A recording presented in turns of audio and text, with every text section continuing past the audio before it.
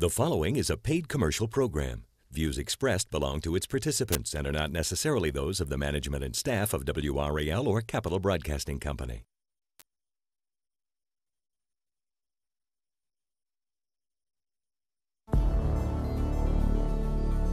It's time for answers to your medical questions.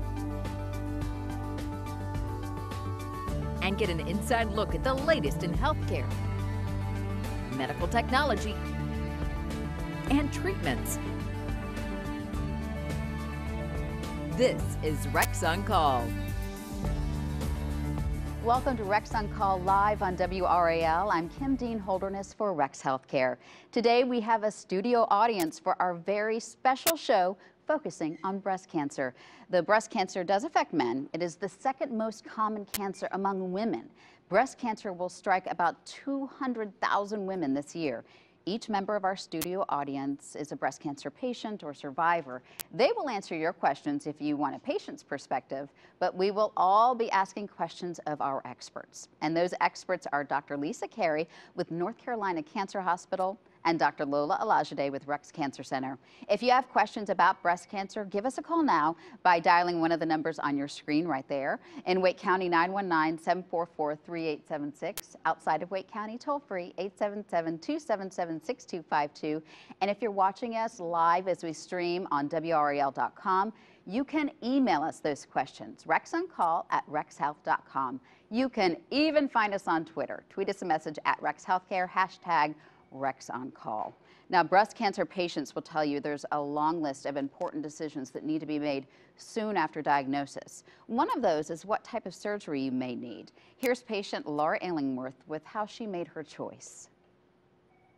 Laying in bed 1 week after my 42nd birthday at 9:30 at night, my hands were cold and I just tucked them under my armpits and felt something that was not supposed to be there. Very soon after her discovery, she had tests and scans, but Laura Illingworth knew it was cancer.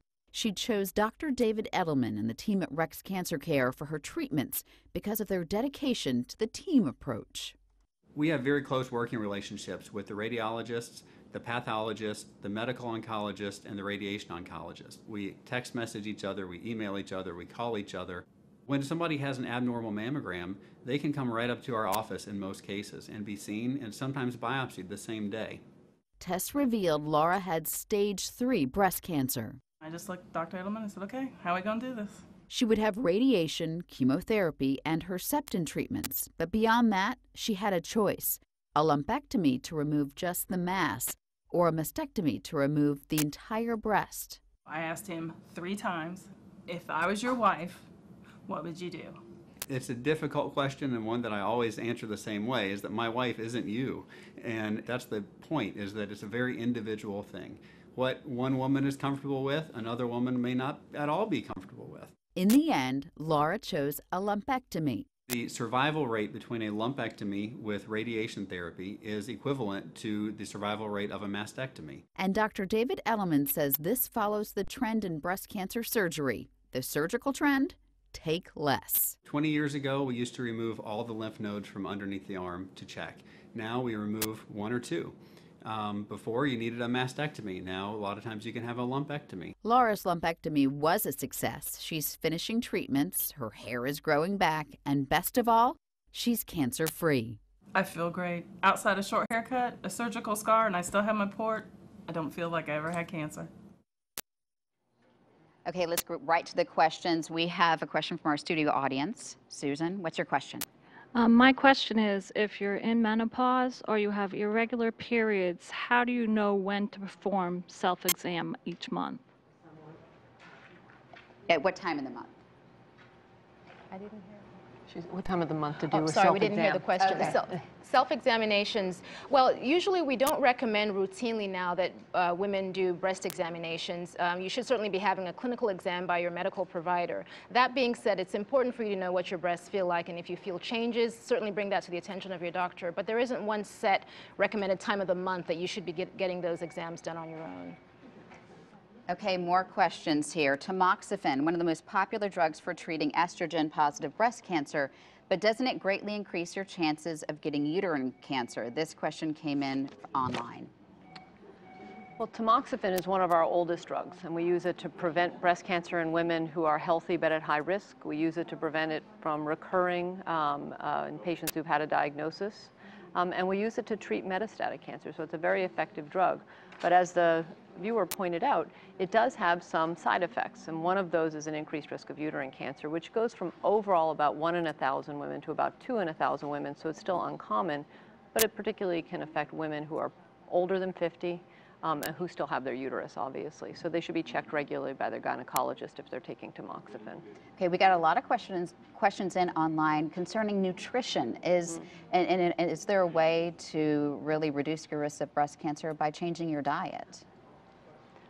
There are several things that have been shown to increase the risk of breast cancer recurrence. Alcohol is one of them, and so certainly want to minimize the amount of alcohol intake on a regular basis. 1 drink minimum per day is felt to be the limit, so you don't want to be drinking more than 1 alcoholic beverage on a daily basis.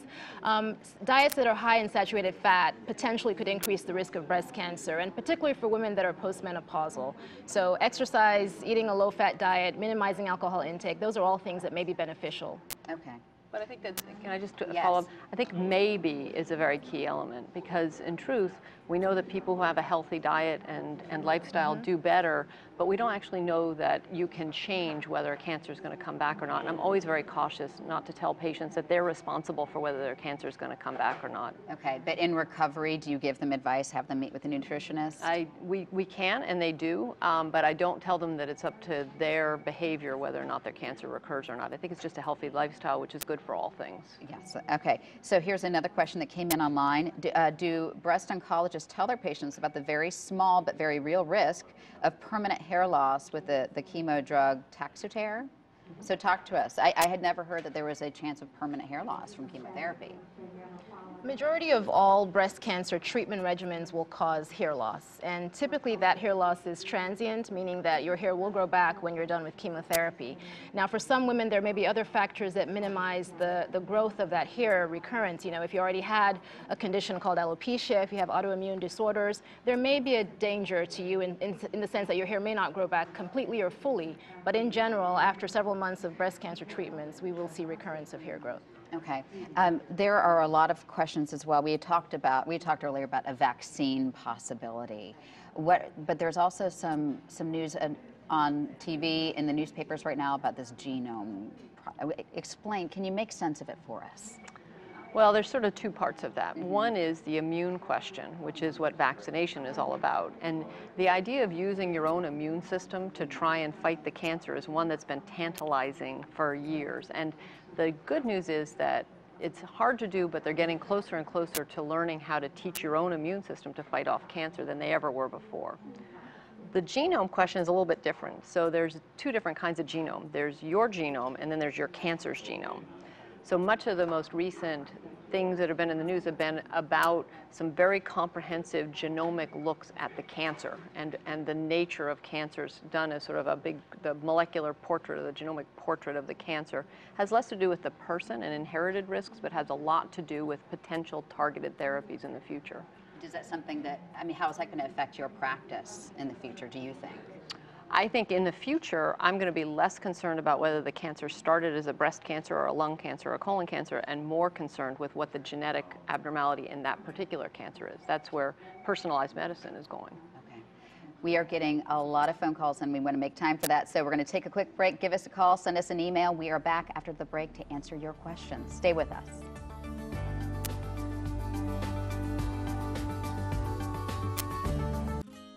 At 36, Jo was concerned about having her first child. A specialist saw something on an ultrasound and recommended a difficult choice. Jo came to Rex for a second opinion. She was evaluated and reassured at the UNC Specialty Women's Center at Rex. Not long after, Levi was born. It's a brand new day. It's our favorite kind of story. One with a happy beginning. Rex Healthcare. My name is Margot Parks. I'm 58 years old. I was having some problems sleeping. Tyrone even said to me, he said, you know, Margot, I'm getting concerned because you're not getting any rest. You're exhausted during the day. I heard about the Hardaware risk assessment, and I decided that I wanted to go and look at it. I found that my sleeping problem was actually a heart problem. Visit rexhealth.com and take your free HeartAware online risk assessment. It could save your life. I feel like HeartAware has given me my life back. Before the bariatric surgery, I really remember being quite miserable. I was self-conscious about my size, challenging to do anything from tying my shoes to getting in and out of my car. Rex is a certified bariatric center, and they have a great success rate. It was like people looked through me before, but now it feels like people see me. It works.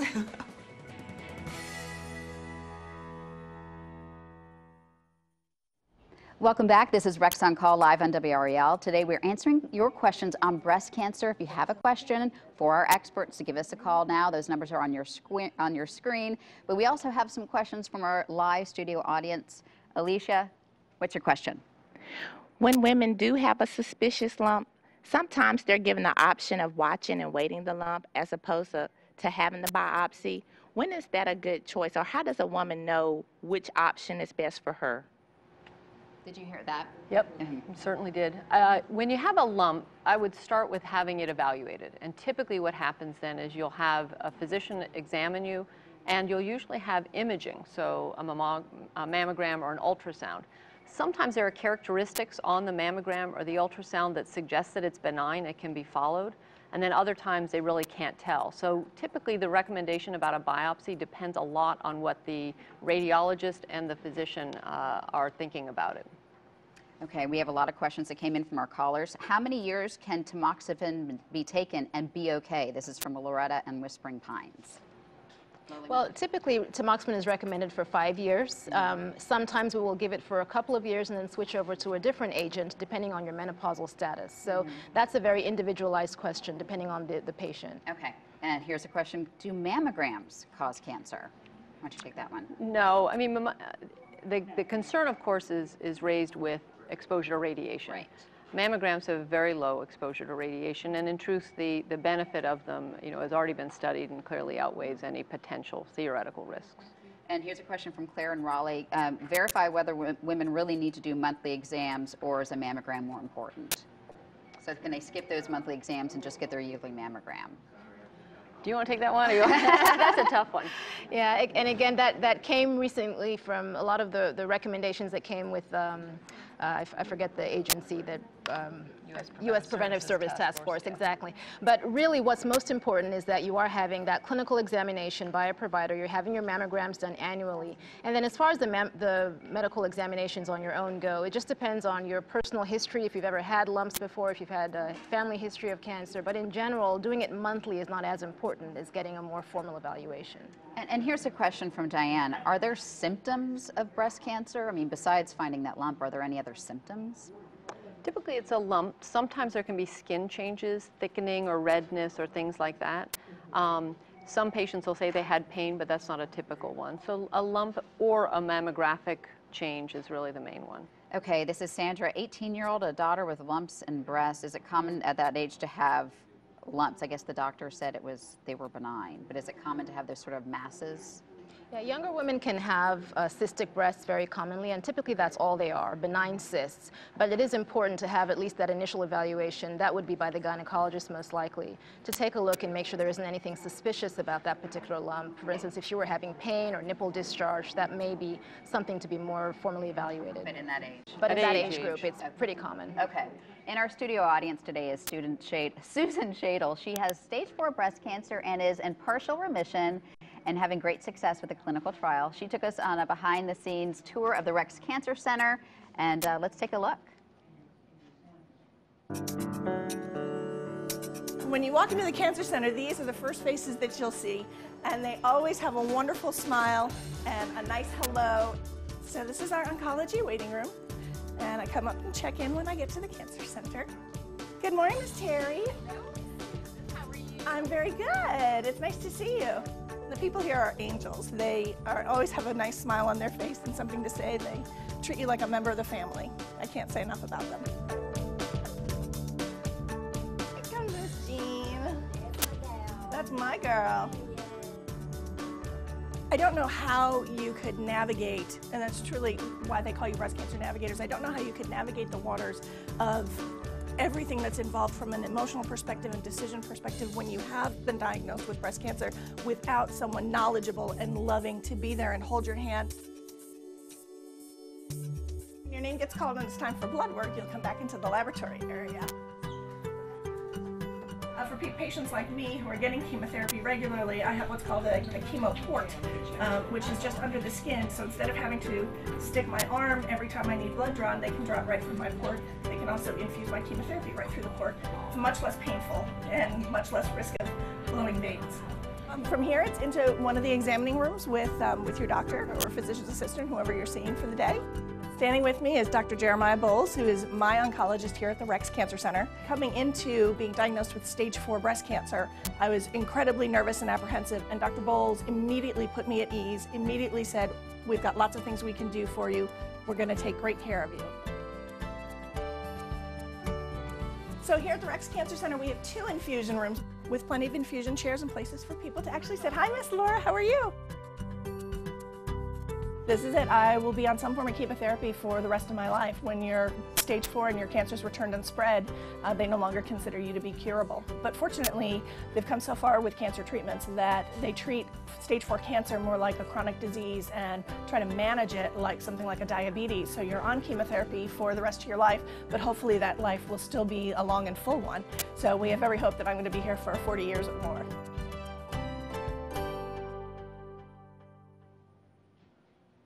Now, Susan had so much great stuff to show us. We have a full version with more of her doctor and nurse navigator online. Go to WRAL.com, search Rex on Call, and of course you can see the full version on rexhealth.com as well. And coming up, we'll answer some more of your questions, so stay with us.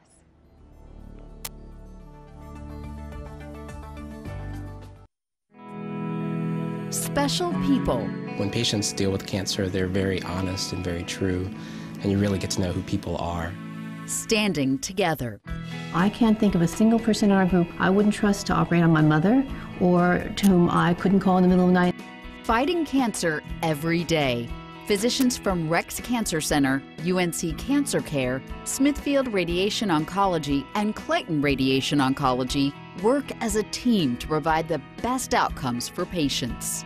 These are very difficult cases to do, and they would be even more difficult without true partnerships. We have nationally known physicians with great reputations, so we can reach out and maybe access interesting and different treatments for our patients.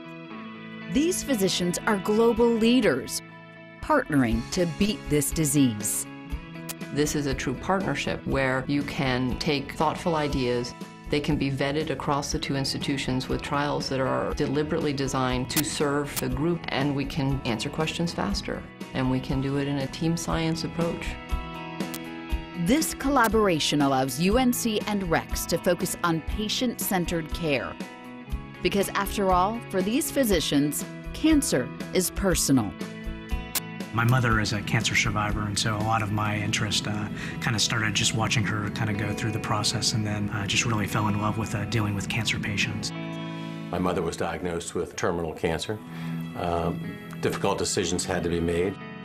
My patients give me a reason to love and to live what I feel is a truth about human nature and where I fit. UNC Cancer Care and Rex Cancer Center, working together to stand up to cancer. Welcome back to Rex on Call. Right now you can reach us on the numbers on your screen or the numbers there. They'll be up there in a moment. But first, we have a very special sneak peek when it comes to making life easier on a patient. There's an app for that, of course. Rex has designed a new mobile app to help patients navigate cancer treatment. And this is for all cancer patients, not just breast patients. The Rex Healthcare Marketing Coordinator, Dana Harris, is here to explain how it works. Walk us through real quick. Yes, we're very excited about this. It's the first of its kind app that we are launching at Rex, and it's supposed to help cancer patients better navigate their treatment, enhance the treatment they already are receiving. So I'll go through a few features. My Care Team is an option that allows you to add the Care Team members. You can add your physicians, any navigators you might have. You can simply tap on it. It includes their contact information for easy access. Dr. Olijade there for us. So it's supposed to be loaded in there. That way you can, like I said, have easy access to your physicians. My treatment allows you to go in. You can learn more about whatever cancer you might have. Your medications, you can go in and actually list your medications. You can take a photo of your medications to help you remember when you need to take them. My appointments is the same. This allows you to go in and actually get reminders of when your appointments do come up. We have a lot of features. One feature I do want to highlight is our virtual resource center. This allows you to go in and actually look at different wigs and scarves that we have available in our Cancer Resource Center in Raleigh. So we're going to test this out with you, Kim. I'm so load excited a photo about here, this. Yes. and you can just scan through the different looks. I'm really anxious for some bangs. Let's You try want to try this the bangs? out. Okay, let's see. All Okay. right, so the wig loads, and you can size it to fit as best as you can. What do you think? Does that work for you? Save that look, and it loads into your images. Okay, and so this is going to be available in just a few weeks. Yes. And it's free for Rex cancer patients. It certainly is, and we hope Awesome. they all take advantage of it. Thanks for the sneak peek. Okay, we're going to get right to those questions. We got a lot of them. This is from Pat and Zebulon. How safe is it for you to use estrogen cream if you have a family history of breast cancer? Either one. Right. The role of estrogen cream is, I assume, because you're having menopausal symptoms. And in that instance, again, it just depends on how long you're exposed to those hormones and really what your own personal history is. So that, again, would need to be discussed with your doctor about how long you should safely use them, but there's no specific contraindication. Okay, Jan had a uterine cancer, a total hysterectomy 9 years ago. Does that increase her risk of breast cancer? No, not particularly. Okay. This is from Chase County, Virginia. Paternal females have all had breast cancer, grandmother, aunts, and have had a breast removed. So what are the risks for her with that side of the family? Yeah, this is a little bit of a different story. So the genetics go down through the mother or the father's side. So if there's breast cancer or ovarian cancer on the father's side, then that should be discussed with her family physician. Okay, this is from MJ and Clinton. Can you get breast cancer if you're flat-chested? Yes, anybody who has breast tissue has the risk of breast cancer. Okay. Elizabeth in Durham, what age should my daughter who is heavy-chested start performing breast self-exams? She's 16 right now. So the breast self-exam story is just as Dr. Olijade said, it's really unclear exactly the benefit to which they help. So we typically say when people get a little bit older into their 20s, for example, when breast cancer can arise, that they start becoming familiar with their breasts, but not before then. Okay, what is the difference between having heavy breast tissue and a thinner breast tissue, or not as heavy? They've been told they have dense breast tissue. So what are there greater risks of breast cancer with dense breast tissue? Yeah, there actually is. That's a mammographic distinction. So if you look at a mammogram, it looks more white, less black, and it's harder to see cancers in there. And there appears to be actually a relationship to risk. It's not very big, but it is there. Okay, great. We'll have a final round of questions after this break. This is Rex on Call.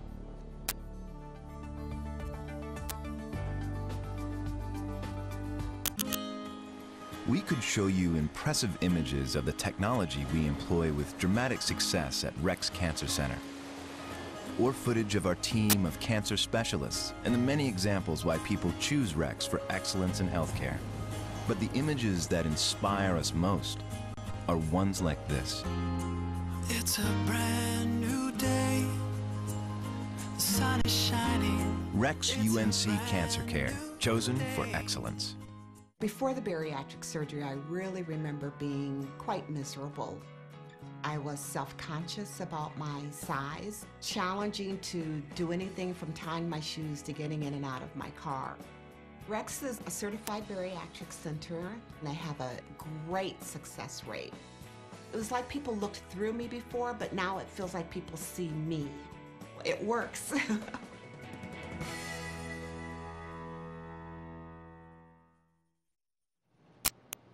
Welcome back to Rex on Call. We're taking a final round of questions, and we're starting in the studio audience. Go for it.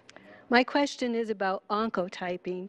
I understand that they can oncotype now from the breast biopsy, and that many of the tissues sent to them in California are actually taken from the breast biopsy. So why can't we get results sooner? Well, the test is currently run in a lab in California. It's taken from your breast biopsy. It has to be processed, and so when it's sent over to California, there are several things that are done. It's looking at 21 genes on that tumor type to help predict the risk of recurrence and whether you would benefit from chemotherapy. But unfortunately, just the process that it takes in the lab to get through all those genes and look specifically at your numbers and calculate your risk factor, that time is not something that can be shortened, at least as of now. Okay, next question. This one's from Margaret. She's 84 years old and was told that she doesn't need to have mammograms anymore. Is that true? You know, it depends on the person. I mean, there's some 84-year-olds that are so healthy that, you know, we continue to do all the preventive care, but there is a point at which doing screening for diseases is less relevant than getting the care for you overall. Okay, this is about a biopsy taken in July, and she's having some breast changes now because of that biopsy. Is that just a result of the scar?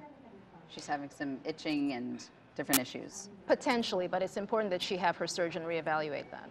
Okay, and at what is the age in which you should get your first mammogram? At what age? So the current recommendations are to get your sort of baseline around age 40. Okay. And so, because this woman says that her doctor recommended it at age 35. Is there a family history? Sometimes that changes. And certainly in individual cases, you might do it earlier. Okay. Edna from Sampson County had a mammogram 2 months ago and had inflamed lymph nodes. What causes those? Inflamed lymph, so lymph nodes can be enlarged for many different reasons, and majority of those are actually not cancerous reasons. So again, a mammogram wouldn't cause your lymph nodes to be enlarged, but if they're swollen, I would certainly have somebody look at that. Okay. You realize that when people say inflamed lymph nodes, when you say swollen glands, right, when you get a cold, those are inflamed lymph nodes. Right. So it can be a lot of different things. Okay, Phyllis from Durham. Is there a connection with a family member having prostate cancer and another family? Are you more likely to get breast cancer if your dad has had prostate cancer? It's not a strong association with prostate cancer. There can be some families that have a lot of different cancers, and that's something that should be just discussed with her primary physician. Okay, thank you very much, ladies. As always, consult with your physician about any health concerns. Thank you so much for taking time to be with us. And thank you for our studio audience for those great questions and for the phone bank that's still taking our calls. And join us on November 19th for our next Rex On Call, when the topic will be training and fitness tips from the pros. Just what we need as we head into the holidays, right? You can email us ahead of time with your questions on fitness, rexoncall@rexhealth.com. And I will see you next time. I'm going to start doing my walking lunges right now. Here we go.